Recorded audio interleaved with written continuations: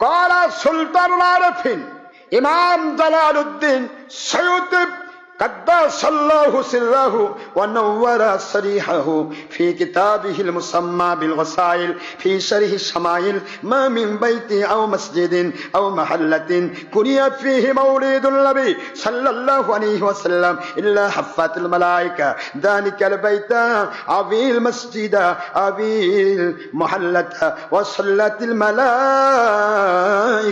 على أهل ذلك المكان وعمهم الله تعالى برحمته والرضوان وأما المطوفون بالنور يعني جبرائيل عليه السلام ميكائيل عليه السلام إسرافيل عليه السلام أجرائيل عليه السلام فإنهم يصلون على من كان سببا لقراءة مولد النبي صلى الله عليه وسلم সুবহানাল্লাহ বলুন। সুলতানুল আরিফিন হযরত ইমাম জালালউদ্দিন সৈয়্যিদি রাহমাতুল্লাহ আলাইহি ওয়াসাইল ওনার ওয়াসাইল ফি শরহি শামাইল নামক কিতাবের ভিতরে লিখতেছেন যে কোনো ঘরে অথবা মসজিদে অথবা মহল্লায় খুশি প্রকাশ করে ঈদে মিলাদুন নবী সাল্লাল্লাহু আলাইহি সাল্লাম পালন করা হয়, সেখানে অবশ্যই মহান আল্লাহ রাব্বুল আলামিন ওনার ফেরেশতা আলাইহিমুস সালাম ওনারা গোটা এলাকাটা আসমান জমিন পর্যন্ত বেষ্টন করে রাখে।